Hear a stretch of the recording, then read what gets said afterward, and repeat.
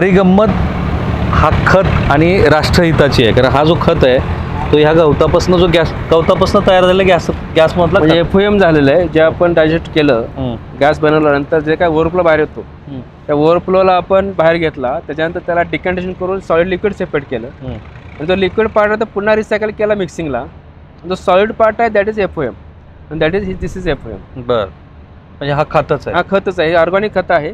ह्याच्यामध्ये हे फर्मेंट झाल्यामुळे ह्याच्या इनरिच झालेलं आहे. याच्यामध्ये आम्ही काही इन्ग्रेडियंट ॲड केलं की ज्याच्यामध्ये इनरिच करून त्याला एक पर्टिक्युलर क्रॉप बेसिस किंवा सॉईलच्या जी काही रिक्वायरमेंट्स आहेत त्या कन्सिडर करून त्याला बनवलेलं आहे. राईट, म्हणजे साधारणपणे ऑर्गॅनिक म्हटलं की उत्पादकता घटते वगैरे असा जो दृष्टिकोन असतो, त्याच्यात तुम्ही त्याच्यात आणखी काही गोष्टी ॲड केल्या त्याच्यात. हां, आम्ही ॲड केला की ज्याच्यामध्ये त्याला म्हणजे इनरिच केल्यामुळे त्याचे काय सॉईलचे जे काही डिफिसिट असतात त्या तुमचं पोटॅश असेल, फॉस्फरस असेल, त्यासुद्धा आम्ही त्या काही पर्सेंटमध्ये 5-10% ॲड केलेले आहेत.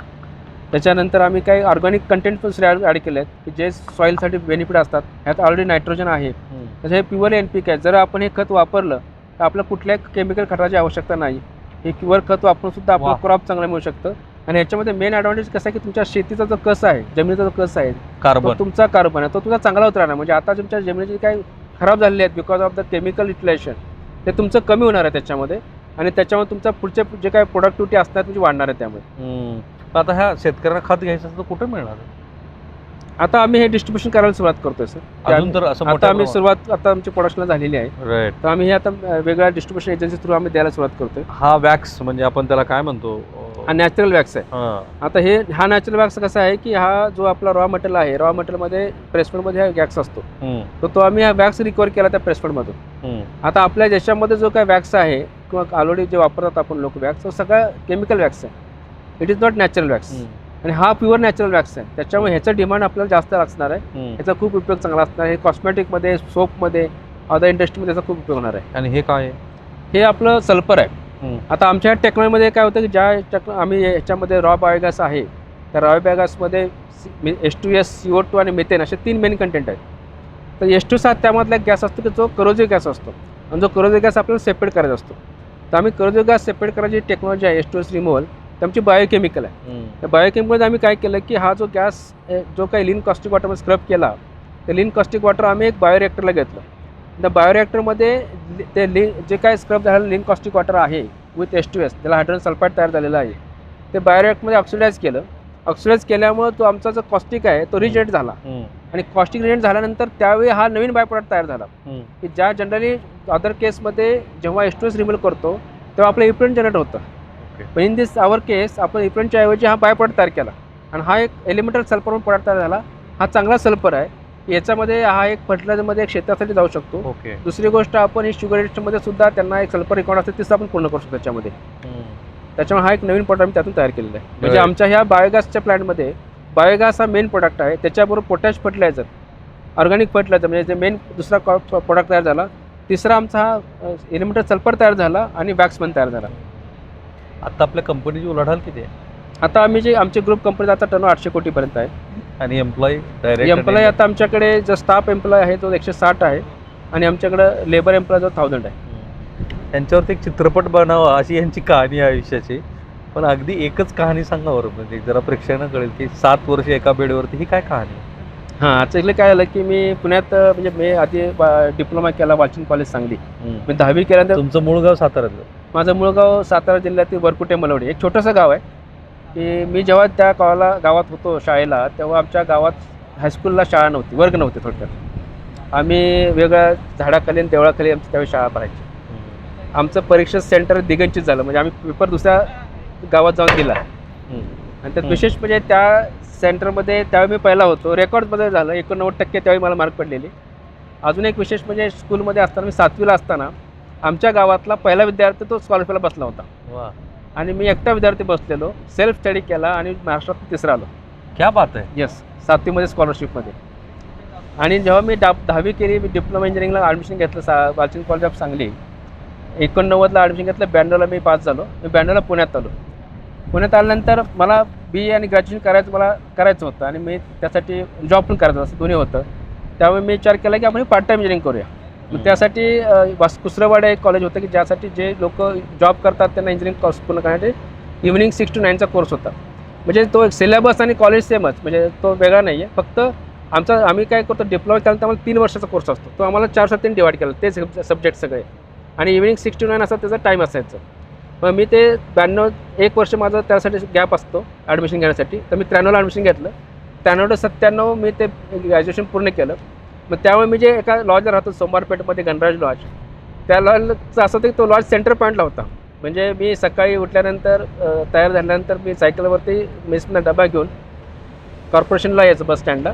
कॉर्पोरेशनमधून तिथून बस पकडून मी भोसरीत यायचं MIDCमध्ये. भोसरीमध्ये माझं दिवसभरचं काम करून 4-5:30ला परत बसला बसून 6:30, 6:15, 6:30ला परत कॉर्पोरेशनला यायचो. तिथून बस सायकल घेऊन मी डायरेक्ट कॉलेजला जायचो. कॉलेज 9:15 पर्यंत पूर्ण करून माघारी यायचो. मेसमध्ये जेवण करून रात्री येऊन यायचो. अशा प्रकारे तो जो लोकेशन होता ना, ते खूप आयडियल होतं माझ्यासाठी, की मला दोन्हीकडून जायला इझी, मध्ये सेंट्रल प्लेस होते. म्हणून त्याला एकाच बेडवरती मी 7 वर्ष होतो. त्यामुळे ते त्या लॉजचं एक रेकॉर्ड झालं की एका बेडवरती राहणार 7 वर्ष, म्हणून माझं त्याचं रेकॉर्ड झालं होतं. तुम्ही शून्यापासून स्क्रॅपच म्हणलं, स्क्रॅपपासून ते 800 कोटीपर्यंत उलाढाल. फिनोमिनल. म्हणजे हे असं काहीतरी महाराष्ट्राने बघितलं ना. पण आता त्यांच्या लॅबबद्दलची पण माहिती आहे का? आता ही लॅब जी आहे तुमची, जे आम्ही रेकॉर्ड केली आहे, ते काय वैशिष्ट्य लॅब?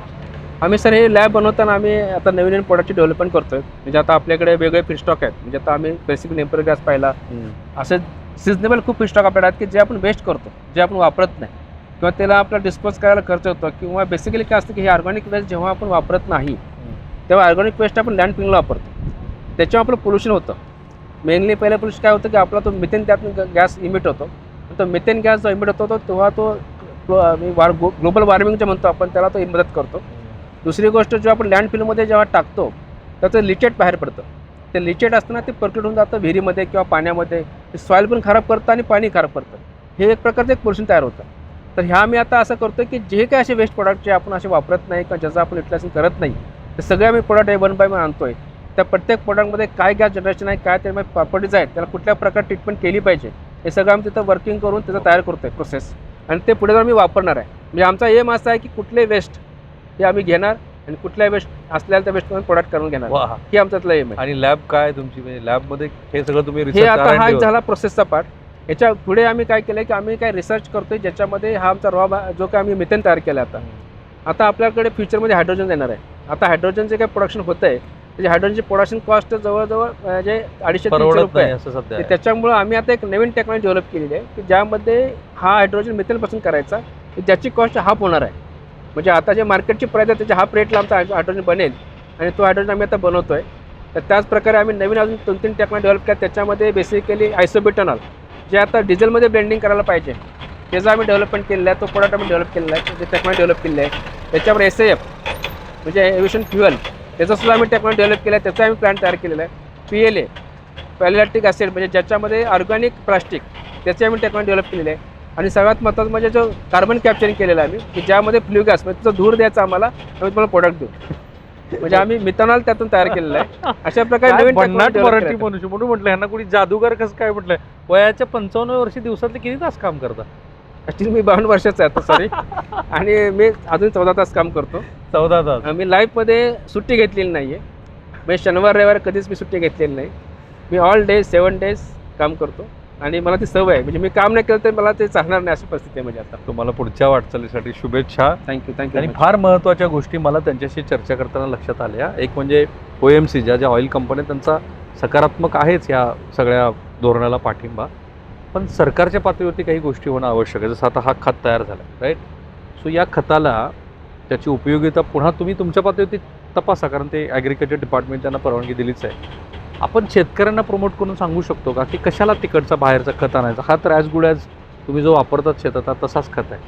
ते सरकारच्या पातळीवरती काही होऊ शकतं. बँकांना सांगायला लागेल तुम्हाला की ह्या अशा प्रकल्पासाठी तुम्ही जरा अधिकच सकारात्मक बघा. सरकार सबसिडी देतच आहे 10 कोटीची, पण त्या दृष्टीनं बँकांनी काही व्याजाचे दर कमी करावेत, असं काही करता येऊ शकतं. आणि सगळ्यात महत्त्वाचं, जे आम्ही दाखवलेल्या अनेक प्रोजेक्टला राज्य सरकारनं फ्लॅगशिप करायचे ठरवलं आहे. तर आम्ही तुम्हाला दाखवलं की बायोवेस्टपासून डिझेल कसं बनतं, खूप चांगला प्रतिसाद दिला. नितीन गडकरी यांनी आमची जगरायाची स्टोरी बघितली आणि ते म्हणाले की हे असं देशासमोर तुम्ही मांडता, हे खूप चांगलं आहे.